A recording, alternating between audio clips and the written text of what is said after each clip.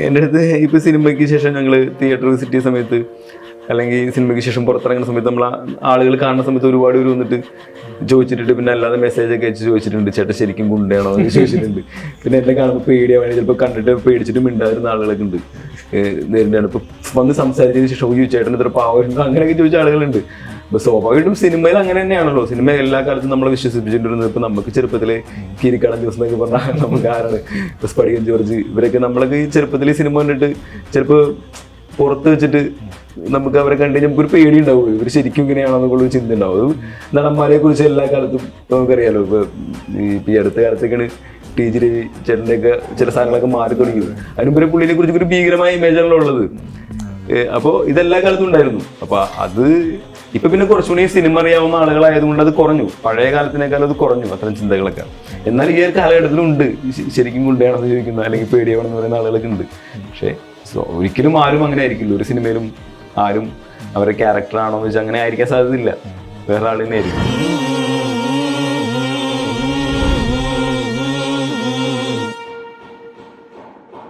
ഇപ്പോൾ പണി സിനിമ വളരെയധികം ചർച്ച ചെയ്യപ്പെട്ടുകൊണ്ടിരിക്കുകയാണ്. സിനിമ തിയേറ്ററിൽ റിലീസായിരുന്നു, ഒരുപാട് ശ്രദ്ധിക്കപ്പെട്ടിരുന്നു, ഒരുപാട് ചർച്ച അതിൻ്റെ ഭാഗമായിട്ട് നടന്നു. അതിനോടൊപ്പം തന്നെ ഇപ്പോൾ OTT ഇറങ്ങിയതിന് ശേഷം പണി വല്ലാതെ ചർച്ച ചെയ്യപ്പെട്ടുകൊണ്ടിരിക്കുന്ന ഒരു സമയമാണ്.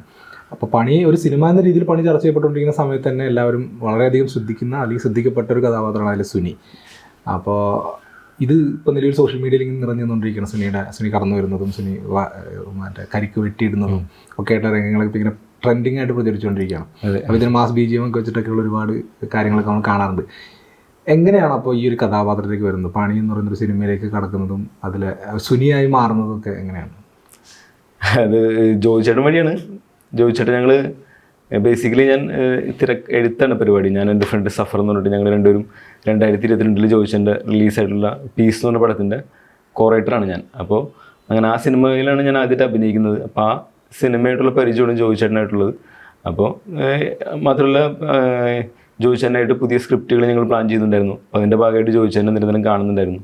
അപ്പം അങ്ങനെ ഈ പണിയുടെ സ്ക്രിപ്റ്റൊക്കെ എഴുതി ജോയിച്ചേട്ടൻ കാസ്റ്റിംഗ് കിടക്കുന്ന സമയത്താണ് ജോയിച്ചേട്ടൻ എന്നെ അവിചാരിതമായിട്ട് കാണുകയും അതിനകത്ത് കാസ്റ്റിംഗ് ചെയ്യുകയാണ് ചെയ്തത്.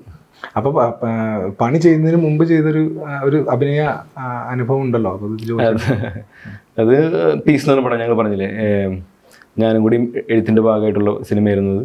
2022 റിലീസാവണത്. കൊറോണയ്ക്ക് ശേഷം ഞങ്ങൾ ഷൂട്ട് ചെയ്തൊരു പടമായിരുന്നത്. അതിൽ ആണ് ഒരു ക്യാരക്ടർ റോൾ എന്നുള്ള രീതിയിൽ ആദ്യമായിട്ട് അഭിനയിക്കുന്ന ആ സിനിമയിലാണ്. അതിൻ്റെ ഡയറക്ടർ സൻഫീറിൻ്റെ അടുത്ത് പറഞ്ഞു. അപ്പോൾ ഞങ്ങൾ ഷോർട്ട് ഫിലിംസൊക്കെ ചെയ്തുള്ള എക്സ്പീരിയൻസ് ഉണ്ടായിരുന്നു. അപ്പോൾ അതൊക്കെ കണ്ടിട്ടുണ്ട്, എൻ്റെ സംവിധായകൻ അത് കണ്ടിട്ടുണ്ടായിരുന്നു. അപ്പോൾ പുള്ളി ആ റോൾ എന്നോട് ചെയ്യാൻ പറഞ്ഞു, അങ്ങനെ ചെയ്യുകയാണ് ചെയ്തത്. അപ്പോൾ യഥാർത്ഥത്തിൽ ഒരു അഭിനയ രംഗത്തേക്കായിരുന്നു കടന്നു വന്നത്. അപ്പോൾ അതായത് ആദ്യ സിനിമയിൽ തിരക്കഥാകൃത്ത് എന്ന രീതിയിലായിരുന്നല്ലോ ആദ്യമായി അതിലേക്ക് വരുന്നത്. അപ്പോൾ അഭിനയമാണോ അതോ എഴുത്താണോ അതിനകത്ത് കൂടുതലായി ഫോക്കസ് ചെയ്തിരുന്നത്, അല്ലെങ്കിൽ എങ്ങനെയാണ് അഭിനയ രംഗത്തിലേക്ക് കടന്നത്? അതായത് സിനിമയിലേക്ക് കടന്നു വന്ന സമയത്ത് എഴുത്തായിരുന്നു ആദ്യമായിട്ട്. എഴുത്തെന്നുള്ള മാത്രം ചിന്തിച്ചിട്ടുണ്ടായിരുന്നുള്ളൂ. അപ്പോൾ ഞാനും സഫറും കൂടിയും സിനിമ പഠിക്കുക എന്നുള്ള ആഗ്രഹമായിട്ട് സിനിമയിലേക്ക് എത്തണം, സഫറിൻ്റെ ഡയറക്ടർ ആവണമെന്നാണ് ആഗ്രഹം, എനിക്ക് എഴുത്ത് എന്നുള്ളൊരു ചിന്തയാണുള്ളത്. ഞങ്ങൾ ഒരുമിച്ച് കുറേ ഷോർട്ട് ഫിലിംസ് ചെയ്തു. അപ്പോൾ ആ സമയത്ത് സഫർ പറഞ്ഞിട്ടാണ് ഞാൻ അഭിനയിക്കുന്നത് ആദ്യമായിട്ട്. അപ്പോൾ അവൻ ഡയറക്റ്റ് ചെയ്ത ഷോർട്ട് ഫിലിംസിൽ അഭിനയിക്കുന്നു. അപ്പോൾ അഭിനയിക്കാൻ ഞങ്ങൾ ഒരു കോൺഫിഡൻസ് വരുന്നു. പക്ഷെ അപ്പോഴും ഞങ്ങൾ പീസ് എന്ന് പറഞ്ഞ സിനിമ തിരക്കഥ എഴുതാൻ തീരുമാനിക്കുന്ന സമയത്തും സിനിമയിൽ അഭിനയിക്കണമെന്ന് ചിന്തിച്ചിട്ടില്ല. വളരെ അത് സ്വാഭാവികമായിട്ട് സംഭവിച്ചതാണ്.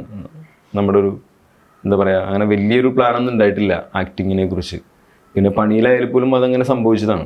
അപ്പോൾ പണിയിലെ കഥാപാത്രമാവാൻ എങ്ങനെയാണ് സെലക്ട് ചെയ്യപ്പെടുന്നത്, അല്ലെങ്കിൽ അത് ഈ പറഞ്ഞ പോലെ ജോയിച്ചേട്ടൻ നേരിട്ട് വിളിക്കുകയായിരുന്നതോ? ഇല്ല, ജോയിച്ചേട്ടനെ ഞങ്ങൾ അവിചാരിതമായിട്ട് കണ്ടുപിട്ടുന്ന സമയത്ത് ജോയിച്ചേട്ടൻ ആ ക്യാരക്ടർ, പണിയിലെ സുനി എന്ന് പറഞ്ഞ ക്യാരക്ടർ ചെയ്യാനായിട്ട് എന്നെ പോലെ ഒരു ചെറിയ ഫിസിക്കുള്ള ഒരാൾ വേണം. അതായത് അത്ര വലിപ്പമൊന്നും ഇല്ലാത്ത ഒരാൾ വന്നിട്ട് കുറച്ച് വലിപ്പമുള്ള ആളുകളെ പേടിപ്പിക്കുന്ന ഒരു സീനായിരുന്നു. നിങ്ങൾക്കറിയാം, കണ്ടിട്ടുള്ളവർക്കറിയാം കരിക്കുവേണ്ടുന്ന സീൻ. അപ്പോൾ ജോയിച്ചേട്ടൻ എൻ്റെ പോലത്തെ ഒരു ശരീരമുള്ള ആൾ വേണമായിരുന്നു. പിന്നെ ജോയിച്ചേൻ്റെ ഒരു കോൺഫിഡൻസ്, ആരെ കിട്ടിയാലും അഭിനയിപ്പിച്ചെടുക്കുക എന്നുള്ളൊരു കോൺഫിഡൻസ് ഉള്ളൊരു സംവിധായകനാണ് പുള്ളി. അപ്പോൾ പുള്ളിക്ക് ഇത് എന്നെ കണ്ട മാത്രമേ തന്നെ പുള്ളി എന്നെ കാസ്റ്റ് ചെയ്തു അത് ചെയ്യണം. എങ്ങനെയായിരുന്നു ജോയിച്ചേട്ടൻ്റെ കീഴിലുള്ളൊരു അഭിനയ അനുഭവം? അത് മറ്റ് പല ഇന്റർവ്യൂകളിലും ഒക്കെ പറയുന്നത് കേട്ടിട്ടുണ്ട്. അത് ജോയിച്ചേട്ടൻ നമുക്കറിയാലോ, ജോയിച്ചേട്ടൻ നിലവിൽ നമുക്കറിയാം ഒരു ഗംഭീര നടനാണ്. പുള്ളിക്ക് ഒരു അഭിനയത്തിൻ്റെ ഒരു അഭിനേതാവിൻ്റെ പലതരം വേരിയേഷൻസിലൂടെ കടന്നു പോകാൻ പറ്റുന്ന ഒരു നടനാണ്. അപ്പോൾ പുള്ളി സംവിധാനം ചെയ്യുന്ന സമയത്ത് പുള്ളി ഏറ്റവും കൂടുതൽ ശ്രദ്ധിക്കുന്നത് ഇപ്പോൾ ആക്ടേഴ്സിൻ്റെ പെർഫോമൻസാണ്. അപ്പോൾ അതിന് ഒരു തരത്തിലും വിട്ടുവീഴ്ച ചെയ്യാനായിട്ട് പുള്ളിക്ക് എന്താണോ ഏത് മീറ്ററിലാണോ ഒരു ആക്ടർ പെർഫോം ചെയ്യേണ്ട മീറ്ററിൻ്റെ അത് പുള്ളിക്ക് എന്താണോ വേണ്ടത് അത് കിട്ടിയിരിക്കണം പുള്ളിക്ക്. അപ്പം അങ്ങനെ നിർബന്ധ ഒരാളാണ് പുള്ളി ഡയറക്ടർ എന്നുള്ള രീതിയിൽ. അപ്പോൾ ഇപ്പം എൻ്റെ വേഷം ചെയ്യുന്ന സമയത്ത് കുറേ റീടേക്കുകളൊക്കെ പോയിട്ടുണ്ട്. പക്ഷേ ജോയിച്ചേട്ടന് വേണ്ടത് എന്താണോ അതുവരെയും പുള്ളി നമ്മളത് എടുക്കും. അതുകൊണ്ട് തന്നെ ഒരു നടന്ന രീതിയിൽ നമുക്ക് ഒരു തരത്തിൽ ഒരേ സമയം കുറച്ച് കഠിനവും അതേസമയം തന്നെ നമുക്ക് എളുപ്പമാണ്. കാരണം ഒരു സംവിധായകന് കൃത്യമായിട്ട് അറിയാം എന്നിൽ നിന്ന് എന്താണ് വേണ്ടതെന്നുള്ളത്. അപ്പം അത് അദ്ദേഹം എടുത്തോളൂ. അപ്പം അങ്ങനെ ഉള്ള ആലോചിച്ച് നോക്കുമ്പോൾ വളരെ നല്ലൊരു അനുഭവമായിരുന്നു ജോയിച്ചേട്ടൻ്റെ ഒപ്പം ഉള്ളൊരു ആ ഒരു അഭിനയിക്കാൻ കിട്ടിയൊരു അവസരം. ഭയങ്കര ഈ കരിക്ക് ആണല്ലോ അപ്പോൾ അതിനകത്ത് വളരെ പ്രധാനപ്പെട്ട ഒരു രംഗമായി മാറിയത്. അപ്പോൾ അത് കണ്ട പല ആളുകളും നമ്മളോടും പിന്നെ താങ്കളോടും പറഞ്ഞിട്ടുണ്ടാവണം വളരെ പ്രൊഫഷണലായിട്ടാണ് ഈ കരിക്ക് വെട്ടുന്നത് എന്ന് പറഞ്ഞത്. അതായത് നന്നായി വെട്ടി പരിചയമുള്ള ഒരാൾ വെട്ടുന്നത് പോലെയാണ് കരിക്ക് വെട്ടുന്നത് എന്ന് പറഞ്ഞത്. എങ്ങനെയാണ് അത് നിങ്ങൾക്ക് നേരത്തെ അറിയാമായിരുന്നു അല്ലെങ്കിൽ അത്? ഇല്ല, നേരത്തെ അറിയാൻ പാടില്ല. കാരണം ജോയിച്ചേട്ടനെ തന്നെ കാസ്റ്റ് ചെയ്തപ്പോൾ തന്നെ എൻ്റെ അടുത്ത് പറഞ്ഞിരുന്നു, എടാ ഇങ്ങനെ ഒരു ക്യാരക്ടറാണ്, അപ്പോൾ അയാൾ ഇങ്ങനെ ആക്ടിവിറ്റീസ് ചെയ്യണം, അപ്പോൾ നീ ഇത് പഠിക്കണം എന്ന് പറഞ്ഞിരുന്നു. അപ്പോൾ ഞങ്ങൾ തൃശ്ശൂരായിരുന്നു എൻ്റെ ലൊക്കേഷൻ ഷൂട്ടൊക്കെ. അപ്പോൾ ഞാൻ സഫർ അത് ഡയറക്ഷൻ ടീമിൽ വർക്ക് ചെയ്തിരുന്നു. ഞാൻ അസിസ്റ്റൻറ്റ് ഡയറക്ടർ ആയിരുന്നു ആ സിനിമയിൽ, സഫർ അസോസിയേറ്റ് ആയിരുന്നു. അപ്പോൾ നമ്മൾ നേരത്തെ തന്നെ പ്രീ പ്രൊഡക്ഷൻ്റെ ഭാഗമായിട്ട് നേരത്തെ തന്നെ ജോയിൻ ചെയ്തിട്ടുണ്ടായിരുന്നു. അപ്പോൾ ഒരു ഏകദേശം ഷൂട്ടിന് 2 ആഴ്ച മുമ്പൊക്കെ മുതൽ 2-3 ആഴ്ച മുമ്പൊക്കെ മുതൽ ഞാനത് പ്രാക്ടീസ് ചെയ്തിരുന്നു. പിന്നെ ഷൂട്ട് തുടങ്ങി എൻ്റെ സീനാവാനായിട്ട് കുറച്ചധികം ദിവസങ്ങളെടുത്തു. അപ്പോൾ അതുവരെ ഏകദേശം 1 മാസത്തോളം ഈ കരിക്ക് വെട്ടുന്നൊരു പരിപാടി അവിടെ പ്രാക്ടീസ് ചെയ്തു. അതിന് ആർട്ടും പ്രൊഡക്ഷൻ ടീമൊക്കെ വേണ്ട സൗകര്യങ്ങൾ ചെയ്തു തന്നു. അപ്പോൾ പിന്നെ ഈ പറഞ്ഞ ഞാൻ ഉപയോഗിക്കുന്ന വാളൊക്കെ നേരത്തെ ആ കത്തിയൊക്കെ എത്തിച്ചു. അപ്പോൾ അത് ഉപയോഗിച്ച് വെട്ടിപ്പടിക്കാൻ പറ്റി. പിന്നെ അതേ സെയിം ഷൂട്ട് ചെയ്ത ലൊക്കേഷനിൽ പോയി തന്നെ സൈക്കിളൊക്കെ ചവിട്ടി ഇത് തുളത്തിട്ട്. അപ്പൊ നമ്മളത് പ്രാക്ടീസ് ചെയ്തത് കൊണ്ട് എനിക്ക് തോന്നുന്നു ആ ക്യാരക്ടർ ആവാനായിട്ട് എളുപ്പമായിരുന്നു. അത് ഭയങ്കര ഉപകാരപ്പെട്ടിട്ടുണ്ട്. ഞാൻ ഇപ്പോൾ താങ്കളെ അടുത്തറിയാവുന്ന ആളുകൾ ഉൾപ്പെടെ പറഞ്ഞിട്ടുള്ളൊരു കാര്യം എന്ന് പറഞ്ഞാൽ താങ്കൾ വളരെ സംസാരിക്കുന്ന അല്ലെങ്കിൽ വളരെ സരസ സ്വഭാവമുള്ള വളരെ താങ്കൾ തന്നെ ഇന്റർവ്യൂലൊക്കെ സംസാരിക്കുന്നതിൽ അങ്ങനെ ഒരു പരാമർശമൊക്കെ നടത്തിയിട്ടൊക്കെ തന്നെയുണ്ട്.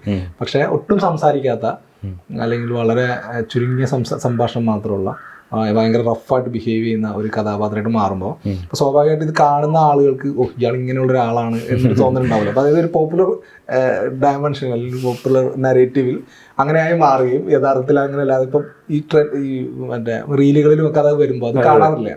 എന്താണ് അപ്പോൾ അതിനോട് തോന്നാറുള്ളത്? എൻ്റെ അടുത്ത് ഇപ്പോൾ സിനിമയ്ക്ക് ശേഷം ഞങ്ങൾ തിയേറ്റർ വിസിറ്റ് ചെയ്യുന്ന സമയത്ത് അല്ലെങ്കിൽ സിനിമയ്ക്ക് ശേഷം പുറത്തിറങ്ങുന്ന സമയത്ത് നമ്മൾ ആളുകൾ കാണുന്ന സമയത്ത് ഒരുപാട് പേര് വന്നിട്ട് ചോദിച്ചിട്ടുണ്ട്. പിന്നെ അല്ലാതെ മെസ്സേജൊക്കെ അയച്ച് ചോദിച്ചിട്ടുണ്ട്, ചേട്ടാ ശരിക്കും ഗുണ്ടയാണോ എന്ന് ചോദിച്ചിട്ടുണ്ട്. പിന്നെ എന്നെ കാണുമ്പോൾ പേടിയാവാൻ ചിലപ്പോൾ കണ്ടിട്ട് പേടിച്ചിട്ട് മിണ്ടാതിരുന്ന ആളുകളൊക്കെ ഉണ്ട്. നേരിട്ടാണ് ഇപ്പോൾ വന്ന് സംസാരിച്ചതിന് ശേഷം ചേട്ടൻ ഇത്ര പാവരുന്നു അങ്ങനെയൊക്കെ ചോദിച്ച ആളുകളുണ്ട്. അപ്പോൾ സ്വാഭാവികമായിട്ടും സിനിമയിൽ അങ്ങനെ തന്നെയാണല്ലോ. സിനിമ എല്ലാ കാലത്തും നമ്മളെ വിശ്വസിപ്പിച്ചിട്ടുണ്ടെന്ന്. ഇപ്പോൾ നമുക്ക് ചെറുപ്പത്തിലെ കിരിക്കാടൻ ദിവസം എന്നൊക്കെ പറഞ്ഞാൽ നമുക്ക് ആരാണ് ഇപ്പോൾ സ്പടികൻ ജോർജ് ഇവരൊക്കെ നമ്മളൊക്കെ ഈ ചെറുപ്പത്തിൽ സിനിമ കണ്ടിട്ട് ചിലപ്പോൾ പുറത്ത് വെച്ചിട്ട് നമുക്ക് അവരെ കണ്ടു നമുക്കൊരു പേടി ഉണ്ടാവും, ഇവർ ശരിക്കും ഇങ്ങനെയാണോ എന്നുള്ളൊരു ചിന്ത ഉണ്ടാവും. നടന്മാരെ കുറിച്ച് എല്ലാ കാലത്തും നമുക്കറിയാലോ. ഇപ്പൊ ഈ അടുത്ത കാലത്തേക്കാണ് ടി ജി രവി ചേട്ടൻ്റെയൊക്കെ ചില സാധനങ്ങളൊക്കെ മാറി തുടങ്ങിയത്. അതിനുമ്പേ പുള്ളിനെ കുറിച്ച് ഒരു ഭീകരമായ ഇമേജാണല്ലോ ഉള്ളത്. അപ്പോൾ ഇതെല്ലാ കാലത്തും ഉണ്ടായിരുന്നു. അപ്പൊ അത് ഇപ്പൊ പിന്നെ കുറച്ചുകൂടി സിനിമ അറിയാവുന്ന ആളുകളായതുകൊണ്ട് അത് കുറഞ്ഞു. പഴയ കാലത്തിനേക്കാളും അത് കുറഞ്ഞു അത്തരം ചിന്തകളൊക്കെ. എന്നാൽ ഈ ഒരു കാലഘട്ടത്തിലും ഉണ്ട് ശരിക്കും ഗുണ്ടയാണെന്ന് ചോദിക്കുന്ന അല്ലെങ്കിൽ പേടിയാവണമെന്ന് പറയുന്ന ആളുകളൊക്കെ ഉണ്ട്. പക്ഷെ ഒരിക്കലും ആരും അങ്ങനെ ആയിരിക്കില്ല. ഒരു സിനിമയിലും ആരും അവരുടെ ക്യാരക്ടർ ആണോ എന്ന് വെച്ചാൽ അങ്ങനെ ആയിരിക്കാൻ സാധ്യതയില്ല. വേറെ ആൾ തന്നെ ആയിരിക്കും. അപ്പോൾ ഈ എഴുത്തിലേക്ക് വന്ന കാര്യം പറഞ്ഞല്ലോ. അപ്പോൾ തിരക്കഥ അപ്പം നിലവിൽ മലയാള സിനിമയിൽ അങ്ങനെ തിരക്കഥ വളരെ ശക്തമായ തിരക്കഥകളൊക്കെ കിഷ്കിന്താ ആണെങ്കിലും ആട്ടമാണെങ്കിലും ദേശീയ തലത്തിൽ തന്നെ ശ്രദ്ധിക്കപ്പെടുന്ന രീതിയിലുള്ള സ്ക്രിപ്റ്റുകൾ വരികയും പുതിയ പുതിയ കൺസെപ്റ്റുകൾ, അതായത് പണ്ട് ഒരു എന്താ പറയുക ഒരു സ്റ്റാർ വാല്യൂവിന് അല്ലെങ്കിൽ അങ്ങനെ ഒരു താരത്തിനൊക്കെ ചുറ്റുമൊക്കെ നിറഞ്ഞൊരു സിനിമ പോലെ ആയിരുന്ന ഒരു മലയാള സിനിമയ്ക്ക് കണ്ടന്റിന് മമ്മൂക്കൊക്കെ തന്നെ പറഞ്ഞിട്ടുണ്ടല്ലോ. ഇപ്പോൾ ഒരു കഥ പറയട്ടെ എന്നാണ് ചോദിക്കുന്നത്, ഡേറ്റ് തരുമെന്നല്ല ചോദിക്കുന്നത്, അത് മാറി. അപ്പോൾ ഒരു തിരക്കഥാകൃത്ത് എന്നുള്ള രീതിയിൽ നടനും ആണ് തിരക്കഥാകൃത്തുമാണ് എന്ന രീതിയിൽ നിൽക്കുമ്പോൾ ഈ ഒരു കാലഘട്ടത്തിൽ ഒരു സിനിമാ പ്രവർത്തകനായി നിൽക്കുമ്പോൾ അതിൻ്റെ ഒരു സാധ്യതയും അതിൻ്റെ ഒരു വെല്ലുവിളിയൊക്കെ ആയിട്ട് കരുതുന്നുണ്ടാവും. വെല്ലുവിളി സാധ്യത എന്ന് പറയുമ്പോണ്ടല്ലോ, ഇപ്പോൾ നമ്മളിപ്പോൾ പഴയൊരു കാലഘട്ടമല്ലല്ലോ. നമുക്ക് ഇപ്പം നമ്മുടെയൊക്കെ ചെറുപ്പത്തിലെ സിനിമ കണ്ടുകൊണ്ടിരുന്നൊരു കാലഘട്ടമൊന്നുമല്ല. ചിലപ്പോൾ നമുക്കൊരു സിനിമ കാണാൻ വേണ്ടിയിട്ട് നമ്മളിപ്പോൾ അത്രയും കിലോമീറ്റർ ചിലപ്പോൾ താണ്ടി നമുക്ക് ബസ്സിനൊക്കെ പോയി കഷ്ടപ്പെട്ട് കാണുന്നൊരു സാഹചര്യം. അല്ലെങ്കിൽ ഇപ്പോൾ എല്ലാ വീടുകളിലും സിനിമയില്ല. ഇപ്പോൾ ഒരു സിനിമ ആണെന്നുണ്ടെങ്കിൽ അയലോക്ക് നമ്മുടെ നാട്ടിലെ ഏതെങ്കിലും ഒരു വീട്ടിലൊക്കെ ഒരു ടി വി ഉണ്ടാവും. അവിടെ പോയിരുന്ന് ടി വി കണ്ട അവസ്ഥയൊക്കെ മാറി നമുക്ക് എല്ലാവർക്കും ഇപ്പോൾ ചെറിയ കുട്ടികൾക്ക് വരെയും കയ്യിൽ നമുക്ക് ഏത് സിനിമ വേണം അത് സെർച്ച് ചെയ്ത് കാണാൻ പറ്റുന്ന ഒരു സൗകര്യമുള്ള ഒരു കാലഘട്ടമാണ്. പിന്നെ കൊറോണയ്ക്കൊക്കെ ശേഷം ഇപ്പോൾ കൊറോണ സമയത്തൊക്കെയാണെങ്കിൽ പോലും മലയാളികളുടെ ഒരു അഭിരുചിയൊക്കെ പല രീതിയിൽ മാറിയിട്ടുണ്ട്. ഭക്ഷണത്തിൻ്റെയും മുതൽ എല്ലാത്തരം അഭിരുചികളും മാറി. അത് സിനിമയിലും ഭയങ്കരമായിട്ട് മാറിയിട്ടുണ്ട്. കാരണം അത്രയധികം ലോക സിനിമകൾ, വെബ് സീരീസുകൾ ഇതൊക്കെ നമ്മൾ കാണാൻ തുടങ്ങി. അപ്പോൾ നമുക്കറിയാം എന്തൊക്കെ സബ്ജക്റ്റുകളാണ് മനുഷ്യൻ്റെ ഏതൊക്കെ തരത്തിലുള്ള ഇമോഷൻസാണ് സിനിമയ്ക്ക് ഉപയോഗിക്കുന്നത്. നമുക്കറിയാം വളരെ കുറച്ച് ഇമോഷൻസ് മനുഷ്യനുള്ളൂ. ഈ ഇമോഷൻസൊക്കെ തന്നെയാണ് വർഷങ്ങളായിട്ട് ക്ലാസിക്കുകൾ മുതൽ നമ്മൾ സാഹിത്യത്തിൽ പോലും ഉപയോഗിച്ചുകൊണ്ടിരിക്കുന്നത്. പക്ഷേ നമുക്കത് മടുക്കാത്ത രീതിയിൽ അതിൻ്റെ പശ്ചാത്തലം മാറുന്നു, സ്ഥലം മാറുന്നു, പശ്ചാത്തലം മാറുന്നു, ഭാഷ മാറുന്നു, സംസ്കാരം മാറുന്നു. അങ്ങനെയൊക്കെയാണ് നമ്മളിപ്പോൾ ഇതിനകത്ത് വിജയിച്ചു പോയിക്കൊണ്ടിരിക്കുന്നത്. എങ്ങനെയെങ്കിലുമൊക്കെ മാറ്റങ്ങൾ ഉണ്ടാക്കിയിട്ട് അല്ലെങ്കിൽ നിലവിലുള്ള ഒരു സിറ്റുവേഷൻ എങ്ങനെ പൊളിക്കാൻ പറ്റും, അല്ലെങ്കിൽ കഥ പറഞ്ഞു പോകുന്ന രീതിയിൽ എങ്ങനെ പൊളിച്ചിട്ട് നമുക്ക് പുതിയൊരു സാധനം പറയാൻ പറ്റും എന്നങ്ങനെ എല്ലാ മനുഷ്യരും ഒരു ഗവേഷണ ബുദ്ധിയിലാണ് ഇങ്ങനെ പോയിക്കൊണ്ടിരിക്കുന്നത്, സിനിമയിൽ വർക്ക് ചെയ്യുന്ന ആളുകളൊക്കെ. അപ്പോൾ അതിൻ്റെ ഒരു മെച്ചം മലയാള സിനിമയ്ക്ക് ഇപ്പം ഉണ്ട്. ഇപ്പം നല്ല തിരക്കഥകൾ ഉണ്ടാകുമെന്ന് പറയുമ്പോൾ വെച്ചിട്ടുണ്ടെങ്കിൽ നമ്മളൊരു നമുക്കൊരു മുമ്പിലൊരു ഹിസ്റ്ററി ഉണ്ടല്ലോ. അപ്പോൾ അതിൽ നിന്നിട്ടാണ് നമ്മൾ അല്ലെങ്കിൽ ലോക സിനിമയുടെ ഒരു ചരിത്രം മൊത്തം മനസ്സിലാക്കിയിട്ടാണ് നമ്മൾ സിനിമ ചെയ്യാൻ തീരുമാനിക്കുന്നത്. അപ്പം നമ്മൾ വിചാരിക്കും ഇപ്പോൾ ഈ ക്രിയേറ്റീവായിട്ട് ഈ മേഖലയിൽ വർക്ക് ചെയ്യുന്ന എല്ലാവരും ചിന്തിക്കും നമുക്കൊരു പുതിയ പരിപാടി ഉണ്ടാക്കണം, അത് നമുക്ക് സ്ഥിരം രീതിയിൽ പറഞ്ഞാൽ പോരാ എന്ന് ചിന്തിക്കും. അപ്പം അങ്ങനെ ചിന്തിക്കുന്നൊരു പുതിയ തലമുറയിൽപ്പെട്ട ഞാൻ പറഞ്ഞതിന് പ്രായമൊന്നുമില്ല, ഞാൻ പറഞ്ഞത് ആരും അങ്ങനെ ചിന്തിക്കും. സിനിമയിൽ നിൽക്കുന്ന ഒരു പുതിയ തലമുറ, സിനിമ ചെയ്യുന്ന പുതിയ തലമുറ സ്വാഭാവികമായിട്ടും അങ്ങനത്തെ ഏറ്റവും ഫൈൻ ആർട്ട് ഉണ്ടാക്കാനാണ് ശ്രമിക്കുക. അപ്പം അതിൻ്റെ ഒരു ഇതെന്തായാലും വരും. അതുകൊണ്ട് തന്നെയാണ് ഇപ്പോൾ നമുക്കിപ്പോൾ ഇന്ത്യൻ സിനിമയിലൊക്കെ നോക്കി കഴിഞ്ഞാൽ പലരും സൗത്ത് ഇന്ത്യൻ സിനിമ അല്ലെങ്കിൽ മലയാള സിനിമയിലേക്കൊക്കെ നോക്കാനുള്ള ഒരു കാരണം അതാ. നമ്മൾ കൂടുതൽ സിനിമ കണ്ടുകൊണ്ടിരിക്കുന്നുണ്ട്, നമ്മൾ ആ മീഡിയം ഏതൊക്കെ കാലഘട്ടത്തിൽ ഇങ്ങനെ മാറിക്കൊണ്ടിരിക്കുന്നുണ്ട്, അതിനനുസരിച്ച് നമ്മുടെ ഒരു സമൂഹം മാറുന്നുണ്ട് എന്നുള്ളതാണ് എൻ്റെ ഒരു കൃത്യമായിട്ടുള്ള ഉത്തരം എനിക്ക് തോന്നിയിട്ടുള്ളത്. അല്ല, ഇപ്പം ഈ നേരത്തെ സൂചിപ്പിച്ചനുസരിച്ച് അല്ലെങ്കിൽ സൂചിപ്പിച്ചെന്നറിയില്ല, ഇപ്പോൾ ഗവേഷണം ചെയ്തിരുന്നല്ലോ, പഠനത്തിൻ്റെ ഭാഗമായിട്ട് തന്നെ സിനിമ ഒരു പഠന വിഷയമായിട്ടും കൂടി എടുത്തിരുന്ന ഒരാളാണല്ലോ എടുത്തിരുന്നത്. അപ്പോൾ ആ ഒരു ആസ്പെക്റ്റും കൂടെ പരിശോധിക്കുമ്പോൾ തിരക്കഥ തന്നെയായിരുന്നല്ലോ താങ്കളുടെ ഒരു പഠന വിഷയം, ലോഹിദാസിന്റെ തിരക്കഥയെ കുറിച്ച് പഠിച്ചത്. അപ്പോൾ അത് ഈ ഒരു കാലഘട്ടത്തിലും അത് ഭയങ്കര പ്രസക്തി ഉണ്ടല്ലോ ലോഹിദാസിന്റെ. നമ്മളിപ്പോൾ ഒരു 100 വർഷം മുമ്പത്തെ ചരിത്രം പഠിച്ചാലും 150 വർഷം മുമ്പത്തെ ചരിത്രം പഠിച്ചാലും നമ്മളതെല്ലാം കണക്ട് ചെയ്യുന്നത് നമ്മുടെ കാലഘട്ടത്തിൽ നിന്നിട്ടാണ്. നമുക്ക് നമ്മുടെ കാലഘട്ടത്തിൽ ഇത് എന്തെങ്കിലുമൊക്കെ ചെയ്യാൻ പറ്റുന്നത് കൊണ്ടായിരിക്കും നമ്മളത് എടുത്ത് പഠിക്കുന്നത്. അപ്പോൾ ലോഹിദാസ് ഇപ്പം നമ്മളെ സംബന്ധിച്ച് ഇപ്പോൾ കുറച്ച് മലയാളത്തിനെ സംബന്ധിച്ച് കുറച്ച് പഴകി അല്ലെങ്കിൽ കുറച്ച് പഴക്കം ചെന്നൊരു സിനിമാക്കാരനായിരിക്കും. പക്ഷെ ഞാൻ അത് എന്തുകൊണ്ട് പഠിക്കണം എന്ന് വെച്ചിട്ടുണ്ടെങ്കിൽ ആ ഒരു കാലഘട്ടത്തിൽ നമ്മുടെ അഭിരുചികളെ അല്ലെങ്കിൽ നമ്മുടെ ഒരു നായക സങ്കല്പത്തെ, മലയാളിയുടെ ഒരു സാംസ്കാരികതയൊക്കെ നിർണയിച്ചിട്ടുള്ള ഒരുപാട് സിനിമകൾ അദ്ദേഹം ചെയ്തിട്ടുണ്ട്. അല്ലെങ്കിൽ ലാലേട്ടനെയും മമ്മൂക്കാനെയൊക്കെ നമ്മൾ ഇഷ്ടപ്പെടുന്ന ഏറ്റവും മികച്ച കഥാപാത്രങ്ങൾ എടുത്തു കഴിഞ്ഞിട്ടുണ്ടെങ്കിൽ അതിനകത്ത് ഈ ലോഹിദാസിൻ്റെയൊക്കെ സിനിമകൾ വരും, ലാലേട്ടൻ്റെ ആയാലും മമ്മൂക്കയുടെയൊക്കെ ആയാലും. അത് നമ്മളങ്ങനെ ചിന്തിപ്പിച്ചിട്ടുണ്ട്, കരയിപ്പിച്ചിട്ടുണ്ട്. അപ്പോൾ നമ്മുടെ ഒരു വൈകാരിക തലത്തെ അല്ലെങ്കിൽ നമ്മുടെ മലയാളത്തിൻ്റെ ഒരു മലയാളിയുടെ ഒരു ഇമോഷണൽ തലത്തെയൊക്കെ സ്വാധീനിച്ചിട്ടുള്ള സിനിമകളാണത്. അപ്പം അത് എല്ലാ കാലത്തും ഇപ്പോഴും നമ്മളൊക്കെ ഇഷ്ടപ്പെടുന്ന ഒരു 10 സിനിമകൾ മലയാളത്തിൽ പറയാൻ പറഞ്ഞു കഴിഞ്ഞിട്ടുണ്ടെങ്കിൽ എനിക്ക് തോന്നുന്നത് അതിനകത്ത് 10 സിനിമകളിൽ ഒരു 3-4 ലോഹിദാസിൻ്റെയൊക്കെ സ്ക്രിപ്റ്റുകളൊക്കെ വരും. അപ്പോൾ ഞാൻ എന്തുകൊണ്ടാണ് പഠിച്ചതെന്നുള്ളത്, എന്തുകൊണ്ട് അദ്ദേഹത്തിൻ്റെ തിരക്കഥകളെ പഠിക്കാൻ തീരുമാനിച്ചു എന്നുള്ളത് എൻ്റെ ഉത്തരവാണത്. കാരണം നമുക്കിഷ്ടമാണ് സിനിമകൾ എന്നുള്ളതാണ്. അപ്പോൾ ഈ പണിയുടെ കോണ്ടസ്റ്റിലേക്ക് വരികയാണെന്നുണ്ടെങ്കിൽ ഇപ്പോൾ ഇതുപോലൊരു നായക സങ്കല്പങ്ങളുടെ ഒരു അപനിർമ്മിതിയൊക്കെ ശരിക്കും പറഞ്ഞാൽ പണിയിലും നടന്നിട്ടുണ്ട്. ഇപ്പോൾ രമേശൻ്റെ കഥാപാത്രത്തിൻ്റെ കാര്യം പറയുകയാണെന്നുണ്ടെങ്കിൽ ഇപ്പം നമ്മൾ പറഞ്ഞു തുടങ്ങിയ സമയത്ത് തന്നെ പറഞ്ഞല്ലോ, ഒരു ഗാങ്സ്റ്ററായിട്ട് സ്ഥിരം കാണുന്ന ഒരു രീതിയിലുള്ള ഒരു ഗാങ്സ്റ്റർ അല്ലല്ലോ, വളരെ സ്കിന്നിയായ. എന്നാൽ യഥാർത്ഥത്തിൽ അങ്ങനെയൊക്കെ ആയിരിക്കുമല്ലോ. നമ്മൾ കേട്ടിട്ടുള്ള ഭയങ്കര വലിയ ഗാങ്സ്റ്റേഴ്സ് ആയിട്ടുള്ള ആളുകളെ നമ്മൾ നേരിൽ കാണുമ്പോൾ അല്ലെങ്കിൽ അവരുടെ ഫോട്ടോ കാണുമ്പോൾ ഇതായിരുന്നു നമ്മൾ കേട്ട ആളുകൾ എന്ന് ചിന്തിക്കുന്ന തരത്തിലാണല്ലോ. അപ്പോൾ അതിൻ്റെ ഒരു പ്രോസസ്സ്, അതിൻ്റെ ഒരു എവല്യൂഷൻ പ്രോസസ്സിൻ്റെ ഭാഗമായിട്ടൊക്കെ നിന്നിട്ടുള്ള ഒരാളെന്നുള്ളത് എങ്ങനെയാണ് ഇതിനെ കാണുന്നത്? ക്യാരക്ടർ ആവാനും അല്ലെങ്കിൽ അതിൻ്റെ മേക്കിങ്ങിലും ഇപ്പോൾ ചോദിച്ചതിനെ എടുത്തെന്ന് വെച്ചിട്ടുണ്ടെങ്കിൽ പറഞ്ഞിട്ടുള്ള കാര്യം, ഇപ്പോൾ ഒരു ആ ക്യാരക്ടർ ചെയ്യുന്ന സമയത്ത് എൻ്റെ അത് ചിന്തിക്കാനേ പറഞ്ഞിരിക്കണം. നീ എപ്പോഴും ചിന്തിക്കണേ, നീ ഇപ്പോൾ എന്ത് ചെയ്യുമ്പോഴും എന്ത് കാര്യം നോക്കുമ്പോഴും നീ അങ്ങനെ ആർക്കും മറുപടി കൊടുക്കുന്ന ഒരു ക്യാരക്ടർ. അപ്പോൾ അത് നമ്മൾ ചിലപ്പോൾ പുള്ളി ഏതെങ്കിലും റിയൽ ലൈഫിൽ എവിടെയെങ്കിലും ചിലപ്പോൾ അങ്ങനെ കണ്ടിട്ടുള്ളൊരു കഥാപാത്രം വെച്ചിട്ടായിരിക്കും ഈ ക്യാരക്ടറിനെ സൃഷ്ടിച്ചിട്ടുണ്ടാവുക. അപ്പോൾ അതിന് വേണ്ടിയിട്ട് ഞാനധികം ഞാൻ പറഞ്ഞിട്ടുണ്ടല്ലോ, ഞാൻ അങ്ങനെ എല്ലാവരോടും സംസാരിക്കാനൊക്കെ ശ്രമിക്കുന്ന ഒരാളാണ്. അപ്പോൾ പക്ഷേ ഈ പണിയുടെ ഞാൻ ഈ ക്യാരക്ടറായി മാറുന്നൊരു സമയത്തിൽ ഞാൻ ബോധപൂർവ്വം ആളുകളോട് മിണ്ടാതിരിക്കാനും കുറച്ചങ്ങനെ വേറൊരു ആറ്റിറ്റ്യൂഡ് നിന്നിട്ട് നമ്മളിപ്പോൾ ഒരു ഗുണ്ടയാവാന്നുള്ള ആ ഒരു ക്യാരക്ടറിലേക്ക് എത്താൻ അയാളുടെ ബോഡി ലാംഗ്വേജിലേക്ക് അല്ലെങ്കിൽ നമ്മൾ കണ്ട് ശീലിച്ചിട്ടുള്ള അല്ലെങ്കിൽ അങ്ങനെ ഒരു റെഫറൻസുകൾ വെച്ചിട്ട് ഞാനത് അങ്ങനെ പെരുമാറാൻ ശ്രമിക്കുകയാണ് ചെയ്തിട്ടുള്ളത്. അതിൻ്റെ പേരിൽ പ്രശ്നങ്ങളൊക്കെ ഉണ്ടായിട്ടുണ്ടോ റിയൽ ലൈഫിൽ അങ്ങനെ ഒരു അങ്ങനെ പ്രശ്നമൊന്നും ഉണ്ടായിട്ടില്ല. അപ്പോൾ ഇനി വരുന്ന കഥാപാത്രങ്ങൾ ഏത് തരത്തിലുള്ള കഥാപാത്രം? ഇപ്പം ഞാൻ പറഞ്ഞു 1-2 പരിപാടികൾ വന്നിരുന്നു. അതിനകത്ത് ജസ്റ്റ് കഥ കേട്ടപ്പോൾ അത് ഇത്തരം പരിപാടി സ്വാഭാവികമായിട്ട് അങ്ങനെ തന്നെ ആയിരിക്കും. ഇപ്പോൾ എഴുത്തുകാരൻ നിലയിൽ നമ്മളിപ്പോൾ ഏതെങ്കിലും ഇപ്പോൾ പുതിയൊരു സിനിമ കണ്ടിട്ട് അതിലൊരു പുതിയൊരു കലാകാരൻ വന്നിട്ട് ഒരു ഭയങ്കര കോമഡി പരിപാടി ചെയ്തിട്ട് നമുക്ക് വർക്കായി ചിലപ്പോൾ നമ്മൾ അങ്ങനത്തെ ഒരു സിറ്റുവേഷൻ ആലോചിക്കുമ്പോൾ സ്വാഭാവികമായിട്ടും അങ്ങനെ പക്ഷെ അങ്ങനെയല്ല, അതിൽ വേറൊരു രീതിയാണ് വരേണ്ടത്. നമ്മൾ സ്ഥിരം കാണാൻ ചിലപ്പോൾ അങ്ങനെയാണ് വരേണ്ടത്. പക്ഷെ സ്വാഭാവികമായിട്ട് ഇപ്പോൾ എനിക്ക് ആദ്യം വരുന്ന സിനിമകളൊക്കെ അങ്ങനത്തെ സിനിമകളൊക്കെ തന്നെ ആയിരിക്കും. ഒരു ഗുണ്ട റോൾ ചെയ്യാനായിരിക്കും വരുന്നത്. അങ്ങനെയുള്ള റോളുകൾ ചെയ്യാൻ താല്പര്യമാണോ അതോ പിന്നെന്താ? അങ്ങനെ നമുക്ക് ഇന്ന റോളൊന്നുമില്ല, അല്ലെങ്കിൽ അങ്ങനെയുള്ള റോളുകളല്ല, ഇനി വേറൊരു രീതിയിലുള്ള റോളുകൾ പരീക്ഷിക്കണം അങ്ങനെയൊന്നുമില്ല. ഞാൻ അങ്ങനത്തെ പറഞ്ഞില്ല, നമ്മളൊരു പുതിയൊരാളാണ്. ഇപ്പോൾ സിനിമയിൽ തന്നെ നടനാവണമെന്ന് വിചാരിച്ചിട്ടില്ല. നമ്മൾ എഴുത്തുകാരനായിട്ട് പോയിക്കൊണ്ടിരിക്കുന്ന ഒരാളാണ്. അപ്പം ഇങ്ങനെ ഒരു 1-2 അവസരം കിട്ടിക്കഴിഞ്ഞപ്പോൾ നമ്മളെ കൊണ്ട് പറ്റുമെന്നുള്ളൊരു പരിപാടിയാണെന്ന് തോന്നി. അപ്പോൾ ഇനി വരുമ്പോൾ അങ്ങനെ നല്ല പരിപാടികൾ ചെയ്യണം. അതുകൊണ്ട് ഏത് ക്യാരക്ടർ എന്നുള്ളത് ഇപ്പോൾ ഒരു സംവിധായകൻ്റെ ഡിസൈനാണല്ലോ, അല്ലെങ്കിൽ ഒരു എഴുത്തുകാരൻ്റെ മനസ്സിലുള്ള കഥാപാത്രമുള്ളൂ. അപ്പോൾ എഴുത്തിൻ്റെ ഒരു ഭാവി എന്താണ്? എന്തൊക്കെയാണ് ഇപ്പോൾ നിലവിൽ പുതിയ പ്രൊജക്റ്റുകൾ, എഴുത്തുകാരൻ എന്ന രീതിയിലുള്ള പ്രൊജക്റ്റുകൾ?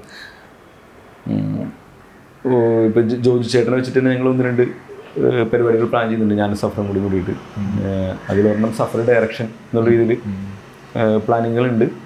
പിന്നെ ഇതൊക്കെ സിനിമ ആയതുകൊണ്ട് നമുക്കിത് എങ്ങനെയാണ് അതിൻ്റെ എന്താണ് സംഭവിക്കണമെന്ന് പറയാൻ പറ്റില്ല. അല്ല, അപ്പോൾ ഇതിൽ യഥാർത്ഥത്തിലൊരു ചലഞ്ച് ഉണ്ടോ? കുറേ കൂടെ ചലഞ്ചിങ് ആണോ? അതായത് ഇപ്പം നിലവിൽ പണ്ടത്തുള്ള ഒരു ആക്ടറായിരിക്കുക, ഒരു കഥാകാരൻ കഥാകൃത്തായിരിക്കുക എന്നൊക്കെ ആണല്ലോ സാമ്പ്രദായിക പാറ്റേൺ. പക്ഷേ ദിലീഷ് പോത്തനൊക്കെ വന്നതിന് ശേഷം തന്നെ ശ്രീനിവാസനുണ്ട്. പക്ഷെ ഇപ്പം അത് കുറേ കൂടെ എന്താ പറയുക, അങ്ങനെ ഒരു കോളത്തിനകത്ത് ഒതുങ്ങി നിൽക്കാതെ എല്ലാ ആസ്പെക്റ്റുകളും സിനിമാ പ്രവർത്തകർ എക്സ്പ്ലോർ ചെയ്യുന്ന ഒരു മേഖല. അതിന് സ്പേസ് കൂടിയല്ലോ. ഞാൻ പറഞ്ഞല്ലോ, ഇപ്പോൾ നമുക്ക് വേണമെന്നുണ്ടെങ്കിൽ പണ്ട് സിനിമ എന്നൊക്കെ പറയുമ്പോൾ നമുക്ക് അപ്രാപ്യമായിരുന്നു. നമുക്ക് എല്ലാ മനുഷ്യർക്കും അത്ര എളുപ്പമല്ല. അങ്ങനെ നമുക്കറിയാം, നമുക്ക് കണ്ടിട്ടുള്ള ഒരുപാട് ആളുകളുണ്ട് സിനിമ അല്ലെങ്കിൽ നടനാവണം അല്ലെങ്കിൽ സിനിമ സംവിധാനം ചെയ്യണം എന്ന് വിചാരിച്ചിട്ട് അങ്ങനെ അലഞ്ഞ് എങ്ങും ആവാത്ത ഒരുപാട് ആളുകളുണ്ട്. ഉണ്ടായിരുന്നൊരു കാലഘട്ടമുണ്ട്, ഇപ്പോഴും ഉണ്ട് ചിലപ്പോൾ അങ്ങനെയുള്ള ആളുകൾ. അപ്പോൾ പക്ഷേ നമുക്ക് ഇപ്പോഴൊരു ബെനിഫിറ്റ് എന്ന് വെച്ചിട്ടുണ്ടെങ്കിൽ നമുക്ക് ഒരുപാട് ഓപ്പർച്യൂണിറ്റി ഉണ്ട്. നമുക്ക് വേണമെങ്കിൽ നമ്മുടെ ഒരു ഫോൺ വെച്ചിട്ട് നമുക്ക് ഒറ്റയ്ക്ക് നമുക്ക് വേണമെങ്കിൽ ഒരു സിനിമ ഉണ്ടാക്കാം. ഇപ്പോൾ നമ്മൾ ചില യൂട്യൂബേഴ്സിൻ്റെ കാര്യം പറയുമ്പോൾ, ചില കുട്ടികളുടെ കാര്യം പറയുമ്പോൾ അവർ ഭയങ്കര ഡേഞ്ചറാണെന്നൊക്കെ പറയുമ്പോൾ അവരങ്ങനത്തെ ഒരു സാഹചര്യത്തിൽ ഇപ്പോൾ അവർക്ക് മൊബൈൽ ഫോൺ മാത്രം ഉണ്ടായതുകൊണ്ടായിരിക്കാം അവർക്കൊരു യൂട്യൂബറെങ്കിലും ആവാൻ പറ്റിയത്. ഒരു വീട്ടിൽ ചിലപ്പോൾ ഒറ്റയ്ക്ക് കൂടി ഇരുന്നിട്ട് ചിലപ്പോൾ അവരെന്തെങ്കിലുമൊക്കെ വിളിച്ച് പറഞ്ഞ് ഈ സമൂഹത്തിൽ ആരോഗ്യമായിട്ട് എന്തൊക്കെയോ ഒരു സ്പേസ് കിട്ടിയിട്ടുണ്ടാവും. അപ്പോൾ ആ ഒരു കാലഘട്ടത്തിൽ നമുക്ക് ജീവിക്കുന്ന നമുക്ക് സിനിമയാണ് ആഗ്രഹം, സിനിമയോട് താല്പര്യമുണ്ട്. അങ്ങനെ അത് പഠിക്കണം, അത് മനസ്സിലാക്കണം എന്താണ്, അതിനകത്ത് എന്ത് ചെയ്യാനാണ്, നടനാവാനാണോ സംവിധായകനാവാനാണോ എഴുത്തുകാരൻ, അപ്പം അതിനകത്ത് എന്ത് നമുക്ക് പറ്റും.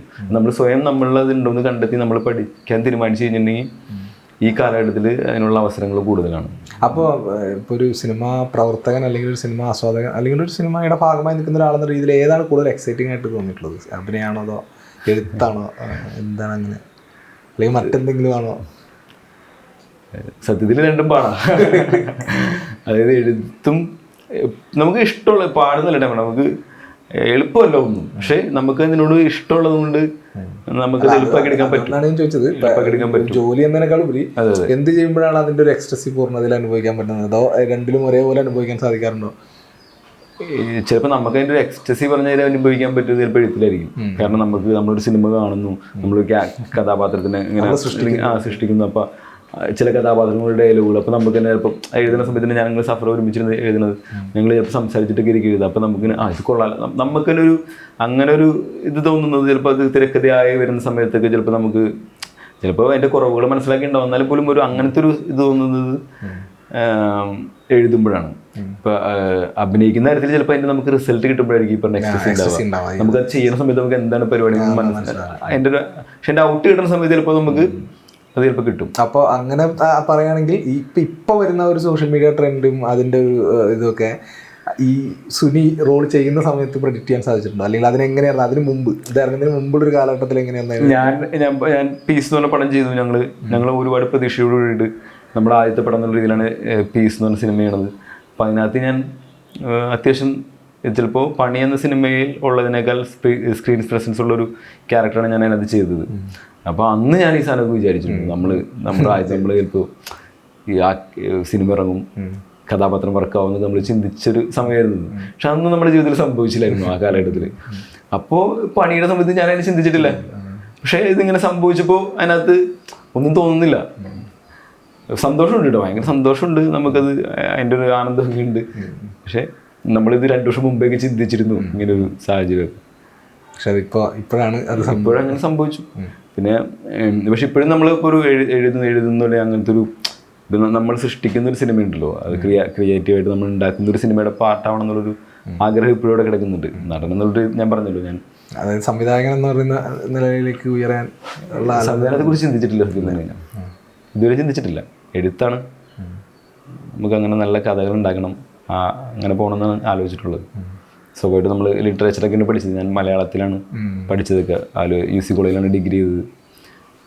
അത് കഴിഞ്ഞിട്ട് കാലടി സംസ്കൃത സർവകലാശാലയിൽ MA ചെയ്തു. പിന്നെ 1 വർഷം പാലക്കാട് വർക്ക് ചെയ്തു ഒരു IRTC എന്ന് പറഞ്ഞ സ്ഥാപനത്തിൽ. പിന്നെ റിസർച്ച് ചെയ്യാൻ പോയി അല്ലെങ്കിൽ 5 വർഷം UP യിലായിരുന്നു ഈ ഗവേഷണ കാലഘട്ടം. അതായത് ഇപ്പം തിരക്കഥ എഴുത്തിനെ പറ്റിയൊക്കെ, പക്ഷേ അതിന് മുമ്പ് ഇപ്പം ഞാൻ UC കോളേജിലൊക്കെ വെച്ച് നമ്മൾ പരിചയമുള്ള അല്ലെങ്കിൽ പഠിക്കുന്ന സമയത്തൊക്കെ നമ്മൾ തമ്മിൽ സംസാരിക്കുകയൊക്കെ ചെയ്യുന്ന സമയത്ത് എഴുത്ത് അല്ലെങ്കിൽ സിനിമ എന്നതിനേക്കാൾ ഉപരി രമേശേട്ടൻ ഒരു നാടക അല്ലെങ്കിൽ നാടകരചന അല്ലെങ്കിൽ നാടകവുമായി ബന്ധപ്പെട്ട് സഹകരിക്കുന്ന ഒരു പഠനത്തിൻ്റെ ഒക്കെ ഭാഗമായിട്ട് ഒരുപാട് നാടകങ്ങളൊക്കെ സഹകരിച്ചിട്ടുണ്ട്. ഇപ്പോൾ UC കോളേജിൽ നാടക ക്യാമ്പിൽ വർക്ക് ചെയ്തിട്ടുണ്ട്, അല്ലെങ്കിൽ നാടകം ചെയ്തിട്ടുണ്ട്, യൂണിവേഴ്സിറ്റി നാടകങ്ങളുടെ ഭാഗമായിട്ടുണ്ട്, യൂണിവേഴ്സിറ്റി നാടക പ്രവർത്തനങ്ങൾ നടത്തിയിട്ടുണ്ട്, യൂണിവേഴ്സിറ്റിയിൽ പെർഫോം ചെയ്ത നാടകങ്ങളിൽ തന്നെ പ്രധാന അണിയറയിൽ പ്രവർത്തിച്ചിട്ടുണ്ട്. അപ്പോൾ ഇതെല്ലാം സിനിമയിലേക്ക് വരുന്നതിന് എന്നാൽ ഡയറക്റ്റ്ലി അതിലൂടെ സിനിമയിലേക്ക് എത്തിയെന്ന അർത്ഥത്തിലല്ല, പക്ഷേ ഒരു സിനിമയിൽ എത്തുമ്പോൾ അത് സിനിമയിലേക്ക് നമ്മൾ ഇപ്പോൾ സിനിമയിലേക്ക് ഇറങ്ങിത്തിരിക്കണമെന്ന് തീരുമാനിച്ചത് ഞാൻ ഭയങ്കര വൈകിയാണ്. ഇപ്പോൾ നമ്മുടെ ഒരു ജീവിതയാത്രയിൽ ഭയങ്കര വൈകിയാണ് അത്. പക്ഷെ അതിനു മുമ്പ് ചെയ്തിട്ടുള്ള കാര്യങ്ങളാണ് ചിലപ്പോൾ ജീവിതത്തിൻ്റെ ട്രാക്ക് വേറെ രീതിയിൽ പോകണമെന്നൊക്കെ ഞാൻ വിചാരിച്ചിട്ടുള്ളൂ. ഞാൻ ചിലപ്പോൾ ഒരു അധ്യാപകനാവണം എന്നൊക്കെ ചിന്തിച്ചിട്ടുള്ള ആൾ. ഇപ്പോൾ ഡിഗ്രി പഠന കാലഘട്ടത്തിൽ ചിലപ്പോൾ ഒരു രാഷ്ട്രീയക്കാരനാവണം, ഒരു MLA ആവണം എന്നൊക്കെ ചിന്തിച്ചിട്ടുള്ള ആളാണ് ഞാൻ. സീരിയസ്ലി.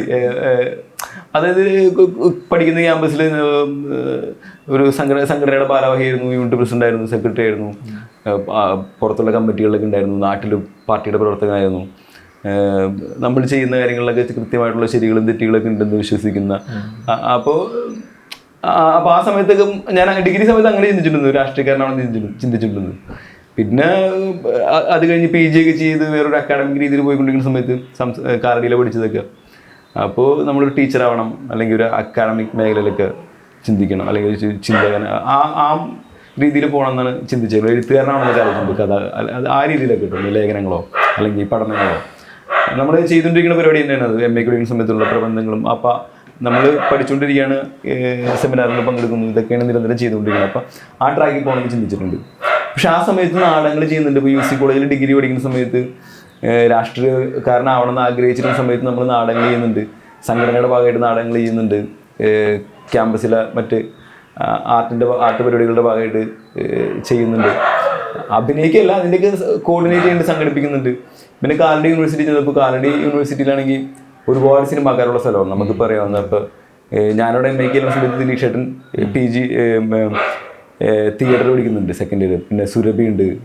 ദിലീഷ് ചേട്ടനോട് പഠിക്കുന്ന സമയത്താണ് ദിലീഷ് ചേട്ടൻ പഠിക്കുന്ന. ഞാനവിടെ ഇപ്പം എന്നെക്കാളും പ്രായമുണ്ട് ദിലീഷ് ചേട്ടന്, ഞങ്ങളൊരു പ്രായമുള്ള ആൾക്കാരല്ല. പക്ഷേ ഞാൻ പഠിക്കാൻ ചെല്ലുന്ന സമയത്ത് ദിലീഷ് ചേട്ടൻ അവിടെ ഉണ്ട്. ഞാൻ MA ഫസ്റ്റ് ഇയർ പഠിക്കുന്ന സമയത്ത് ദിലീഷ് ചേട്ടൻ തിയേറ്ററിൽ MA സെക്കൻഡ് ഇയർ ഉണ്ട്.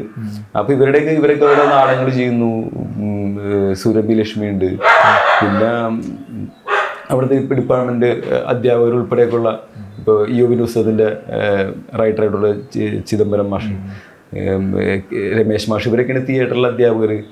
അങ്ങനെ ഒരു പിന്നെ മ്യൂസിക് ഡിപ്പാർട്ട്മെൻറ്റ്, ഫൈനാൻസ് ഡിപ്പാർട്ട്മെൻറ്റൊക്കെ ഉള്ള ഒരു സ്ഥലമാണ് കാലടി എന്ന് പറയുന്നത്. അപ്പം അങ്ങനെ ഒരു സ്പേസിലേക്ക് നിന്നപ്പോൾ നമ്മൾ വിചാരിച്ചിട്ടില്ല നടനാവണമെന്ന ആ സമയത്ത്. പക്ഷേ എങ്ങനെയൊക്കെയോ നമ്മളുടെ നാടകങ്ങൾ അഭിനയിക്കുകയും ഇതിൻ്റെയൊക്കെ പാർട്ടായിട്ട് കടന്നു പോവുകയും ചെയ്തിട്ടുണ്ട്. പക്ഷേ ടോട്ടാലിറ്റിയിലേക്ക് കളിക്കുമ്പോൾ നമ്മൾ പറയില്ല, ഇപ്പോൾ ഇവിടെ എത്താനായിട്ട് ചിലപ്പോൾ നമ്മൾ ഈ വഴികളിലൂടെയൊക്കെ സഞ്ചരിക്കേണ്ടിയിരുന്നു. പക്ഷെ ആ വഴികളിലൂടെ സഞ്ചരിക്കുമ്പോൾ നമ്മൾ ചിന്തിച്ചിട്ടില്ല ചിലപ്പോൾ ഇതൊക്കെ നമുക്ക് ഉപകാരപ്പെടും. പക്ഷേ ഇപ്പോൾ ആലോചിക്കുന്ന സമയത്ത് ഇതൊക്കെ നമുക്ക് ഇപ്പോൾ ഒരു നടൻ എന്നുള്ള രീതിയിൽ അല്ലെങ്കിൽ ഒരു എഴുത്തുകാരൻ എന്ന രീതിയിൽ ചിന്തിക്കുന്ന സമയത്ത് നമ്മുടെ ഈ ഒരു യാത്രകളൊക്കെ നമുക്ക് വളരെ ഉപകാരപ്പെട്ടൊരു സംഗതികളായിരുന്നു. നമ്മൾ കണ്ട ആളുകൾ, നമ്മൾ പഠിച്ച കാര്യങ്ങൾ, ഇതൊക്കെ ആണ് നമ്മുടെ മൂലധനം എന്ന് പറയുന്നത്.